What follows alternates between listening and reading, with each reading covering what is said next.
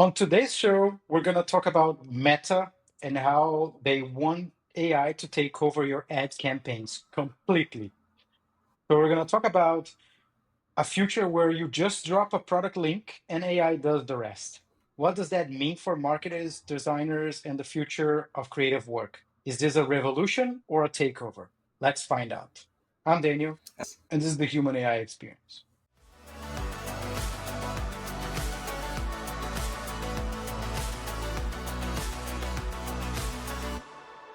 So, Daniel, I was reading some articles about how Meta is implementing their AI in the marketing, and they aim to fully automated advertisement systems by 26, so next year.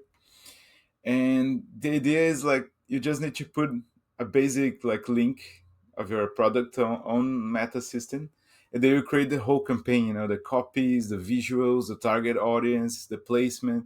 So they will do everything together. So you don't need any marketer to do that, which is a bit scary. And they are already expanding to create like some generative tools. So these tools they can write ad copies. They can generate product images, even create videos. So that's pretty much interesting too. And they will personalize the customer interactions. So they will offer some support, some handle purchasings. So we can purchase straight on Messenger and WhatsApp, which is interesting. Nowadays, they already offer an Advantage Plus. So if when you create some ads, you can put some AI improvements, let's say, in the end of the ad. And I think they wanna expand this tool, so to create like some and to make it easier the ad process. So the idea is that AI will dynamically adjust and test ads in different user segments based on real-time behavior. So AI will be trained in real time, which is interesting. And this means not just to target better in their perspective, of course, but also adapt the message to the users, to our clients or prospects. So what they say is that the benefits that we'll have is less time spending on manual ad creation. It will be cost-effective content generation, and then we create like scalability for small business and lean marketing teams. So I think it's interesting in this perspective, and they just fear a bit of the loss of copywriters, designers, and media buyers. And so I think it's kind of a risk, for our agencies. So let's see what can happen. Okay, let's pause for a bit because I think there's a lot in here, Yeah, which is insane. Okay, so first, just a product link, and how about your brand voice or your the history of your brand? That usually when people are actually creating these ads, they have a history of the brand. They have some guidelines about the brand tone of voice, how to what is allowed, what is not allowed for brands to do, right? Are you gonna upload all of that into the system? How it's gonna handle that? Of course, I can already see them saying, no, but if you've been advertising with us, we can learn back, look at what is the history of your brand's positioning, and then we can just replicate that. Yeah, but what if we are actually want to change? yeah, So this level of control is a clear monopoly, yeah, definitely, definitely. and they already monopolize this the whole basically, if you want to advertise anything, any product today, you have basically two platforms to go. It's YouTube, or basically Google, whether you're going to do some ads on their or Google's platform on YouTube, of course, and all their Google's platforms, and of course the search engine, which powers 90% of the web, which is already a monopoly. And you have all the meta platforms, and that's basically it. You have two platforms to go. Yeah, So we're already talking about a monopoly. So what? I just don't see this. There's so many problems yeah, that comes with it, and also so many. If of course there are some advantages, especially for small companies that cannot afford. to have a marketing team. For those, I think those can benefit a lot from this, and I think for that segment is great. But to block like big brands that have marketing teams and know they have a lot of strategies and communication guidelines to do their work, also being creative, right? Because you're offloading creativity to AI, and Yeah, we have been exploring a lot of this in this podcast, and we know that creativity is one thing that AI cannot do it properly. So we have to yeah, have human inputs in there. yeah. It's crazy. It's crazy because what they aim is like to fully have they have fully control of your own brand. You know, so my brand, and they have the full control of my target audience, of my creatives, of all my ads and everything. You know, so where is the part where I have control of my own business? You know, that's the thing that I question myself when I'm reading this article. And I was like, what the fuck? Exactly. It's just and then I know again, if it's a monopoly, you have no control on their pricing as well, right? Yeah, Because you're already a slave for that platform. So if they start doing this for you, you have to trust that they are actually doing the right decisions and that they are managing your money in the best way possible. yeah, And but you have no other option. So you you have to trust them, but then they can increase their prices, and then yeah. you have nothing to do. You have to go with it. Another So thing I is, mean, there's so many yeah, problems. one of the questions that I made to myself, like I was reflecting, are they allowing you to see, for example, the target audience that you are selling to? Or are they controlling that and hiding, you know? Because if they have control, they can easily hide it from you, you know? So this is something that concerns me because it's really hard for you to find the right audience. It's already super hard because you need to test and retest and do all the things. So when you find it, then you can control, you know, your niche and then focus on your niche. And then suddenly a platform like that takes over the control of this. So how it's gonna be? It's not clear, Yeah, you know. yeah. I think it's like how much transparency are they going to give us as well, right? In terms of information Yeah, about all these things, right? So I just not I don't like this. And you can see that there's a movement from all these big monopoly companies yeah, to control all the touch points, right? And Google is another example. Even though I know we're talking about Meta, but Google just lost a lawsuit case in the US about monopolizing the all the three checkpoints that, let's say, if you are using Google to advertise something, you go to an auction of a keyword, and then if that's so bad. you have the highest bid plus the highest relevance, then you go and you will be featured on the top of the search engine for that particular keyword.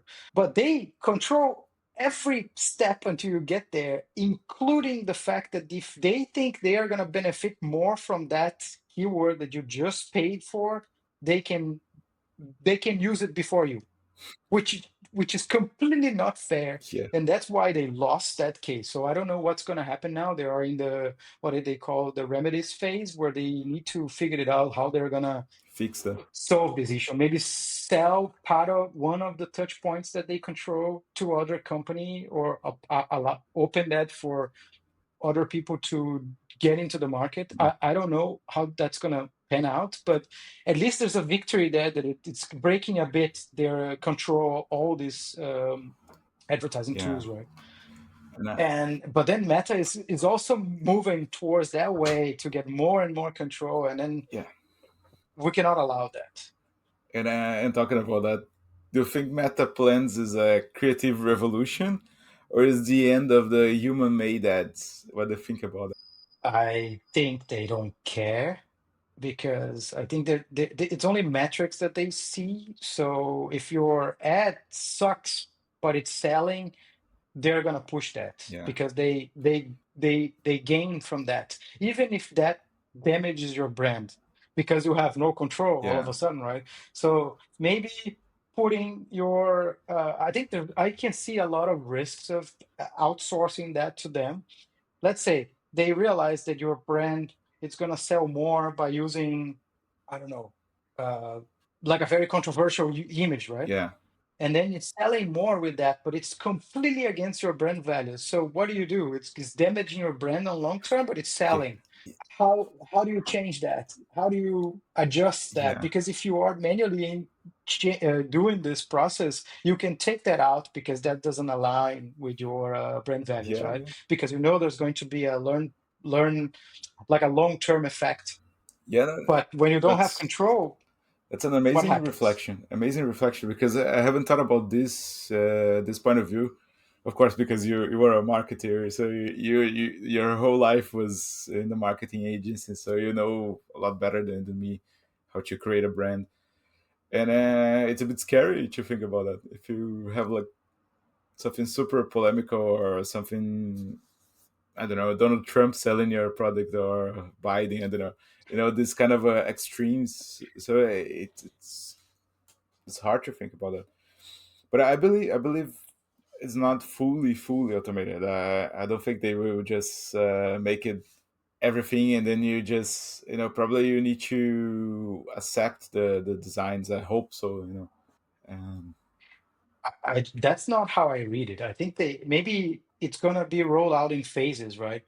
Then in the beginning you will still have some level of control, but there I think the ideal scenario is that you don't have to do anything, they do everything for yeah, you, you just collect the price. But what is the impact long term in your brand if you don't know even what's coming out, right? yeah, There's no you just let go of control at all. And I'm not saying this is totally bad, because I see where there are some cases where this can be very beneficial, especially for a small business that cannot afford proper marketing, proper branding teams.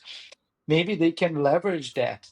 But if you have a marketing team, you have to give them the control, not Meta. yeah, And even if I don't know if I've been very public about this, but I don't like Mark Zuckerberg. I don't like anything, a lot of the things that he is doing with Meta, with Meta products. I think yeah.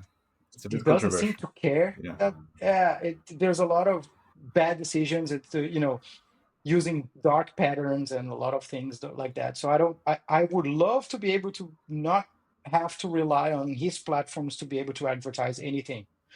But that's not the reality. You have to kind of use them yeah, to reach some target audiences. Then, and this giving this guy more control is just not good. yeah. And talking related to the topic, like how might this affect ad agencies and creative professionals in your point of view as a professional in this area? Think it's gonna end a lot of it's gonna the agency business is already struggling with a Yeah, lot of with AI, for example, with advancements in AI, a lot of people not hiring agencies anymore, doing things in house. It has been in a the model of the agency, the creative agency, has been a bit under an identity crisis, and I think this is only going to make it worse, right? Because all of a sudden, then technically you don't need them anymore, even though you do. But it might also force agencies to shift their strategy to from execution to focus more on maybe strategy or looking more high level, and then let that execution happen for me, under Meta's platform. But I don't know. We yeah, we will need to see what is the impact when this is out as well. for me it looked like when the content marketed gained like some weight. So for example, internal marketing. So the companies were doing their own marketing. It was already a big punch in the marketing agencies because you could see that, for example, the CEOs now they're doing content, so they're showing more. Of course, CEOs of big companies they already have a team to do that, so people who film and do the short clips or even anything. But I mean, like small companies, they were already like using the statics, so it was already a big punch, I think, in the marketing agencies. And then when you automatize with AI, it's another punch. And now Meta is taking over the rest of the knowledge, So if you don't need anyone to do your marketing, for me, it's a bit scary to think that some part of the agencies, they're gonna disappear. Hey everyone, we noticed that a lot of people watching on YouTube are not subscribers. So it would help us a lot if you will click on the subscribe button down below. And for those who are listening to this episode, because we're also a podcast and we're everywhere, please leave us a review. It helps a lot to share our content and to multiply the audience. And we really, really appreciate it. It doesn't cost anything, it's free. Please leave us a review. Thank you. I think there's another thing that we're not considering this with this shift, right? Because what happens with what a lot of those things are AI automatized, like, and then it also creates this whole sameness, right? Because the AI tendency, because it's only feeding from the past, is not creating something new, Yeah, let's say, it's not innovating. Um, then everything is going to start looking the same, and it's already happening. If we start looking critically on the web today, there's a lot of content that you can clearly see it's AI generated. It's very plastic, very perfect. And where is the companies and brand differentiator, right? Because I think when everybody's doing the same, nobody's standing out, nobody's actually uh, growing or outpacing the competition, right? yeah, So, and then branding or your brand's differentiator becomes your biggest asset against the competition because you are a different brand. You're doing things differently. yeah, When everybody's doing the same, it becomes more and more important to actually have a creative team and to actually be able to invest creativity and innovation in your brand because then you're going to stand out. yeah, But I think we're gonna have to reach that sameness level or what everything will look a bit plastic and a bit sterile to learn that lesson, right? yeah. And And maybe because of my background in creativity, I've been trained to think about yeah, that this is a key differentiator in it, all the most um, creative ads or pieces of advertising that came out along the years. The most absurd that wouldn't probably it would be probably ruled out in the metrics evaluation on focus groups to test if that commercial would actually do well. All of them would fail, but somebody took the risk, someone took the bet to actually put them out there, and then it stand out because it was so different, nobody was expecting it. They were successful because of that. It was a risk, but when you automatize everything, there's no risk there yeah, because automatization by default is risk averse yeah. because you want to control the process. So I don't know, I don't see Or this maybe, having a very good positive result. yeah, or maybe it's a risk, as you said, like that is totally out of your brand strategy or brand values. So something super polemical that will sell just for selling. But at the same time, I see an opportunity for people who enter in this wave, let's say, in the beginning. As any waves, when you go in the first point, probably people will sell a lot, until we see a lot of the same ads, and the same standards of stuff. So I feel that people who's gonna use this tool, like in the beginning, they will benefit a lot. But as you said, probably in the middle of next year, we're gonna see a lot of the same. So then the human beings are be the differentiation of the business. Would you think that marketers will lose the ability to truly understand their audience and connect with them, or do you think it's gonna be easier for us to find and target audience? I don't I don't think so. I think it's let's say delegate all the creation to a platform and you depends on how transparent they are, right? Which target group are my campaign is being more successful too? Because if they don't give you that information, then you're in the dark. Then it creates more dependency on the tool as well. If they don't give you the transparency and it's working for you, you don't know what's coming out.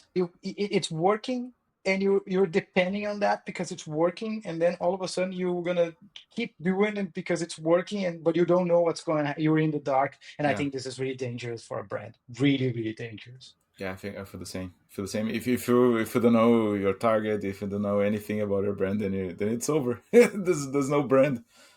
They can take over your brand, Yeah, So that's I think that's the biggest that's the most difficult thing that a company or a brand needs to do, is defining a target audience or a pub or a target group that actually it is your customer, that you know you're targeting these people and they are the ones buying it, right? Your product or your service. This is the hardest thing to find. So if you outsource that, you lose complete control of where your business is centered in. So I don't know. I just take. I hope there's some pushback in this decision of going fully automated AI ad campaigns for Meta, and I hope things change, because it doesn't seem that this is sustainable either, yeah. right? For brands, there's too much risk in there for you to completely outsource that one of the most important things you have in your business, which is knowing your customer. So, in your opinion, how can marketers ensure that their campaigns reflect their brand's tone of voice, values, and ethics when using an AI like that? Do you have any idea? It depends on what the platform offers, right? Like I think we started talking about this. Yeah. Are they gonna allow you to input your brand voice, your brand specs, your brand visuals, your how do you define your brand? All these things that brands always operate within the constraints of these guidelines and rules, right? If they don't allow you that, or they tell you that they're gonna piggyback on whatever you've been advertising in the past, then it it get it locks you into the past of your brand. You don't have the ability to actually steer the direction or change it. If you want to change your brand or change the direction, is the platform gonna allow you? Yeah. Uh, so it is. I think it's very tricky, but it will depend on how much control they will give us, and I don't think we know yet. But I think you were right in the term, like when everything is the same, then only one thing can make it work. Like the human creativity. So maybe these people will stand out. The creatives that break the standards and the patterns. So that's the way I see. And could the best marketers and creatives actually rise above this automation, as I said, like becoming like the new disruptors who blend machine scale with human storytelling? Do you think like the storytellers are gonna rise? They have always been, right, but the big question is, if the platform is doing all of it for you, then there's no room for storytelling and creativity there. If they are generating everything for you, right? Then if that happens, it's going to happen outside the Meta's platform ad engine, right? Yeah. Or If the unless you have some level of control, then you could do it. But I think that's your differentiator, like how you use storytelling and creativity and innovation in your brand. Yeah. That's the only way to stand out in this crowded market. But to be honest, like I don't feel that they gonna impose that you use these tools. For example, nowadays they have the Advantage Plus, so you can choose some of, for example, change the music of your video and like put some text in different places. These kind of tools, AI generated tools, they already offer on the when you're doing your ad on the Meta's platform. I feel that they're gonna offer people, this too. Not It's not gonna be imposed. Because if they do that, there's a big risk of a lot of people just like stop doing ads. And I think ads represent like 95% of the revenue of Facebook, so they cannot risk that much.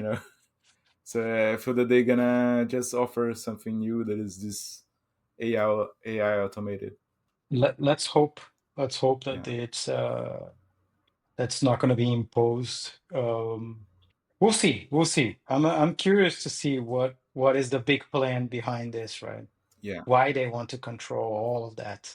Are they going to increase prices? They're gonna they or they want to charge more to give you the full spectrum of this of the whole ad campaign creation. So what are their real intentions behind this decision of moving to automate? yeah, And uh, following Mark Zuckerberg's intentions, it does it. I can't see this with good eyes. I can see this with good eyes. yeah. I think there's no good intentions under this, unfortunately. Cool. I think that's it for now. I think we went through a very interesting discussion in this episode, and then you can see that I get really, really intense in this because it's I think this is one way to kill creativity, and I don't like that. I think that's one of the key skills that we humans have, and then we should cling on into it and then hang on because this is what makes us human. So I'm totally against this level of monopoly. But that was it. That was it for today. Thanks for listening. See you next week.